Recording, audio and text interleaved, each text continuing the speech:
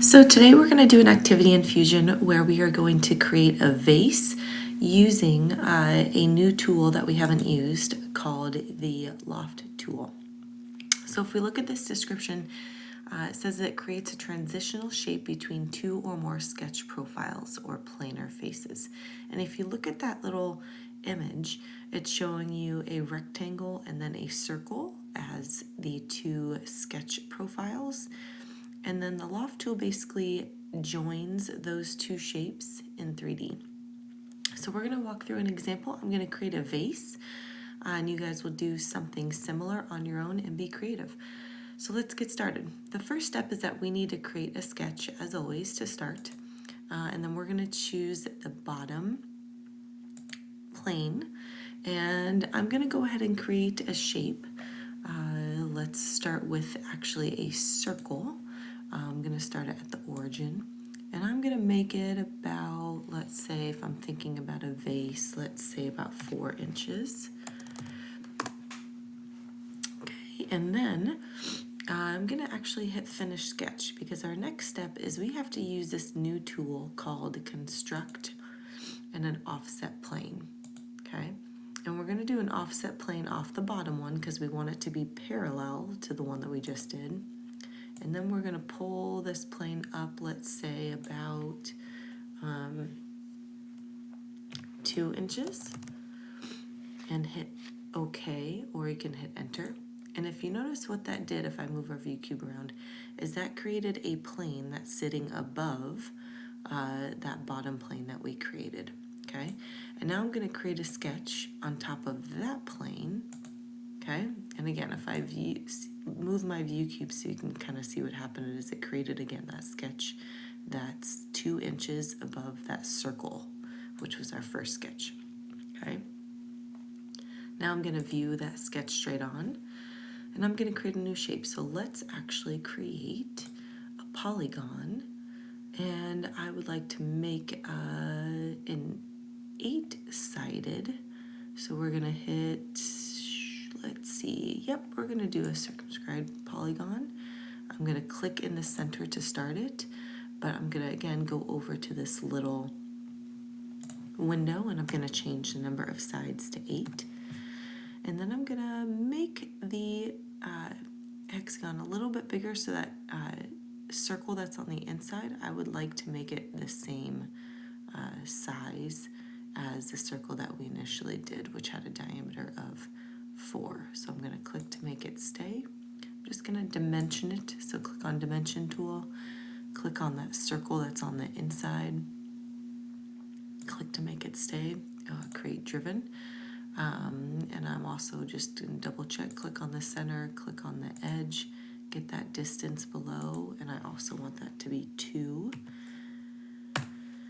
And there you go. Okay, so now I'm going to also hit finish sketch again. So basically we're going to loft this circle to this hexagon, but I'm going to do one more because we're creating a vase, right? And the top of the vase, and many vases tend to be a little bit smaller. So I'm going to create one more offset plane that's even above that octagon, and I'm going to make it a smaller shape. So I'm going to do another construct offset plane, again from the bottom this time. And again, our first one was about 2 inches, so I'm going to make this one, let's make this one even a little bit taller. I'm going to have it be a distance of, so it's 2 to here, and I'm going to add another 3. So we're going to have it be 5 inches above that bottom, and if I zoom, not 25, we want 5. And you can kind of see it there. So we're going to create it up there, and I'm going to click OK. Now I'm going to click and create a sketch on this top plane, construction plane we call it.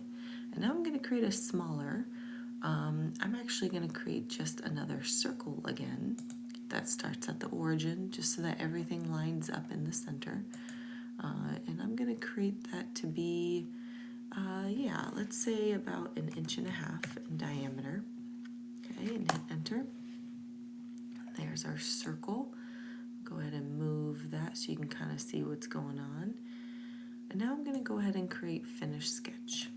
Okay, so now if you look, I have these 3 sketch profiles They are all closed shapes, and they are kind of directly above one another, but they're lined up. You can use the Loft tool and they don't have to line up, but you do need to have multiple sketch profiles that are separated by some space. So now let's go ahead and click on Create. We're going to click on the Loft tool. And if you notice, there's this area in this window that pops up. If yours is closed, just make sure to click. There were 2 arrows right there, so you can kind of close and open that up. We're going to click on this bottom profile first, and it adds it. Then I'm going to actually click on that next. I'm going to zoom in so I can click on the next shape. It's not the rails. Move this over. Zoom in, make sure I get the profiles, not the points. I'm also going to zoom in here. And it's bringing it to a point for some reason. And I am not quite sure the morning the loft, so let's hit cancel for a second. And let's choose that Loft tool again, because I believe what I clicked on was a little. So click on the bottom one, click on this next one. Now I'll click on these edges. Yeah, that worked out a little bit better. What it happened is it started creating a surface, which is fine, but depending upon what you click on first, it will change kind of the settings. Like I said, Fusion has become a smart kind of application, which is great. All right, so now that we have this circle kind of joining into an octagon, but now I also want it to come all the way up to this profile, so I'm going to click on the circle, and now you can kind of see it's joining again. It's merging kind of those surfaces all together to kind of make a vase, okay? And you can kind of see the hexagon, go back to a circle and back. There are other tools that you can use. If we had guide rails, you would draw another sketch that actually joins like an edge or a point to another edge and a point, and it can cause like a twist. But we're going to leave this for now, and I'm going to click OK. And you can kind of see it's pretty cool. It starts creating like this vase, and it makes a smoother transition from different shapes. So from a circle to an octagon, back to a circle. And now to finish our vase, we're going to use another new tool called Shell. So click on Shell, and we're going to remove a face, and the face that we're going to remove is this top one. And now we need to create the inside thickness.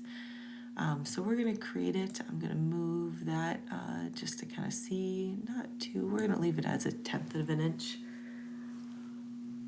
And then go ahead, and yes, we want it going on the inside, and go ahead and click OK. And it just shelled the entire thing out. So just like a vase, it's still solid on the bottom, and that's just because we clicked that top smaller circle to remove that face and create a thickness. So go ahead, take your turn, and go ahead and create your own vase.